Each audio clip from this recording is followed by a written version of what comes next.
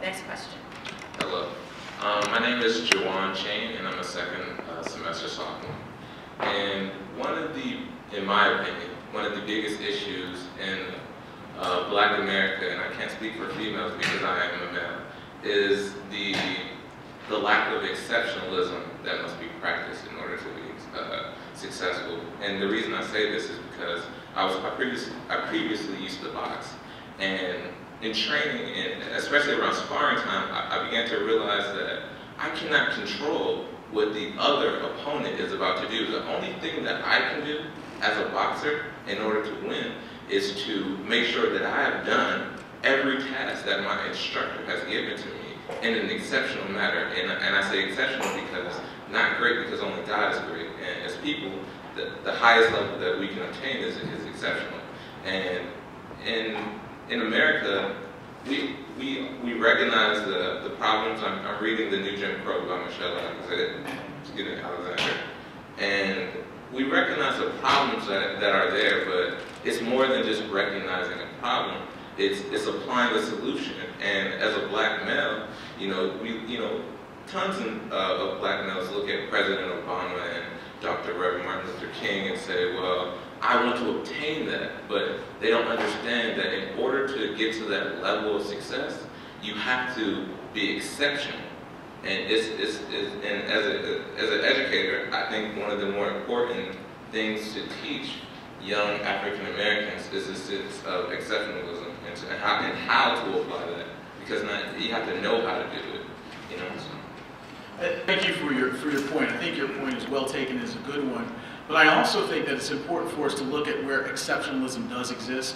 I think that what happens so many times is that we begin to operate within a construct of the oppressor, and we begin to use that language of the oppressor as well. Certainly there are dilemmas and there are problems and there are issues that plague and mire the Black community. But I also think that it becomes more important, or as important, to not only look at the problems, but to look at the solutions therein. So where are there issues of exceptionalism? Where are places? You would be an example, right? I think that if you look at urban prep in Chicago, that's graduated for the past 3 years, 100% of their senior class, and they've all been placed in colleges throughout the country. That's an example. Sean Harper, who's a researcher who does research on education at the University of Pennsylvania, is an example in terms of looking at spots of exceptionalism and also in terms of being an exceptional researcher himself. So I think that one of the things, and this isn't to disabuse you of the notion that you brought to us, I think it's important, but it also becomes so important for us to really look at what are the capitals that we have, right? So certainly there's economic capital, but there's capital of polity, there's social capital. Where are there capitals where we excel, and how do we make that to our benefit? How do we integrate, like I said before, that into our identity so that we have this intellectual competence that allows us to negotiate this treacherous environment that is the context of the United States of America? I want to just also say, I would just tweak the word a little bit from exceptional to excellence. Exceptional,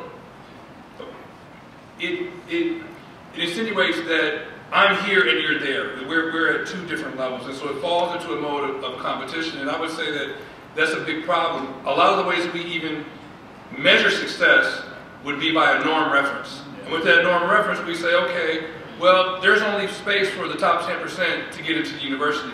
Well, that means that no matter what you do, 90%, they're not going to be eligible. So that's why you start inventing things like AP or International Baccalaureate. You always move the scale so that in a way that is exceptional is based on this is where I am at, this is where you're not. With excellence, you can take a criterion and say, okay, for like when my son was in 3rd grade, the teacher's goal was that every kid in 3rd grade is going to read 300 books. Now, if all the children read 150 books, they have all reached a level of excellence. And secondary, they might have, we all have a spirit of competition. We might be interested in, well, who actually read the most. But we should strive for excellence and appropriateness and not worry so much about standing head and shoulders above our peers or above the rest. Well, you're basically talking about males. What you're talking about is true of all of us.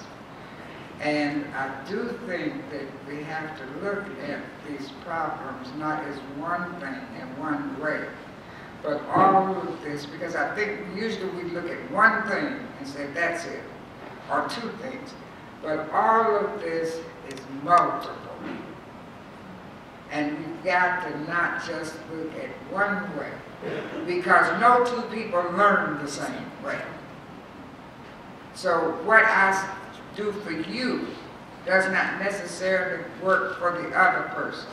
So we've got to look in terms of multiple reasons, multiple solutions. Multiple intelligence. Yes. Thank you. Okay.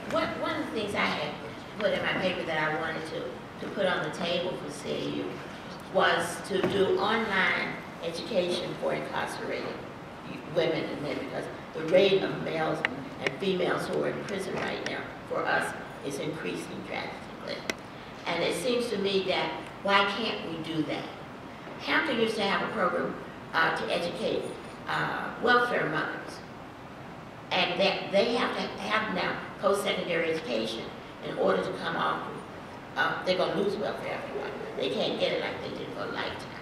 So why can't we then pick up some of those issues, some of those students, and help them, because those people in, especially our youth who are in detention. Thank you. You really hit us, honey. You got all of us responding. Thank you. Thank you for the comment.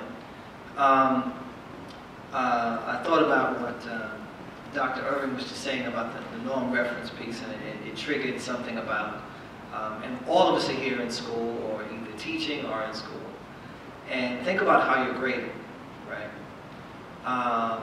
It really is, you got A, B, C, D, F, and it's very interesting what would happen to a faculty member or a teacher in school if everybody in the class got A's. Everybody.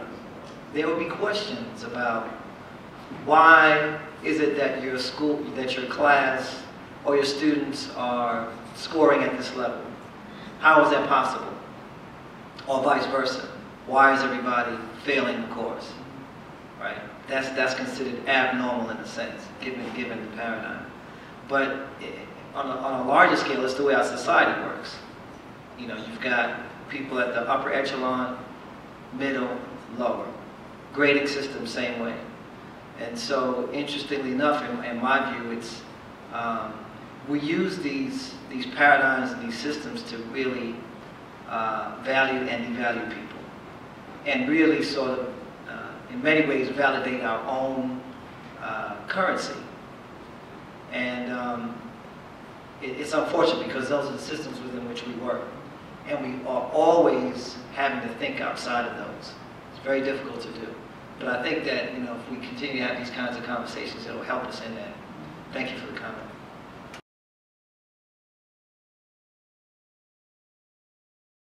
Thank you, Dr. Evans, for this year-long series of lectures. It's been absolutely enriching to me. My disappointment is that this auditorium is not packed. That is my absolute disappointment. But I want to make an announcement, and then I want to make a comment. The School of Education is sponsoring a Black History program on February 16th that talks about the African origins of excellence in education. And the speaker is Chika Okuwa, a very dynamic person. It's free, it's open to the public. It's going to be in the Carl Ware Academic Center Saturday, February the 16th from 9:30 to 12. I want to come back to a comment that you made that always concerns me. I'm the chair of the Teacher Education Department. Like any other teacher education program in America, you look at traditional thought. But in all of my classes, be it undergraduate or graduate, we open up with the work of Naeem Akbar, Know Thyself. We look at Wade Noble's a series of papers that he's written on why public education is not working for us. We also look at Asa Hilliard's work. And I'm saying that to say that it seems to me at an HBCU, we have to frame our preparation very differently from traditional white institutions. Otherwise, we're perpetuating the same old stuff. So it seems, so what we do is to use Naeem Akbar's book, Know Thyself, and in there he talks about the need to deconstruct everything that we read. So therefore, that we have a different framing as we go forward. And I think the thing that you raised that's important to me, that if I had my brothers, we would have a different paradigm in terms of how we teach teachers to teach African American children.